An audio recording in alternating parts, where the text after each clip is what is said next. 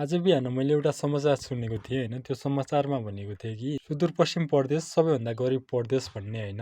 त्यो सुनिसकेपछि मेरो मनमा लागेका कुराहरू यहाँ भन्न गइरहेको छु होइन। यो हाम्रो वास्तविकता हो। यदि हामीहरूको घरमा रेमिटान्स नआउने भने हामीहरूको चुलो बल्दैन। हाम्रो सरकारहरूले न रोजगारी सिर्जना गरिरहेका छन्, न केही गर्ने वातावरण दिइरहेका छन्, न युवालाई रोक्ने केही निश्चित प्लान नै बनाइरहेका छन्। तर पनि हामी तिनीहरूको पछाडि किन लागिरहेका छौँ भन्ने कुरा मैले बुझ्न सकिरहेको छैन।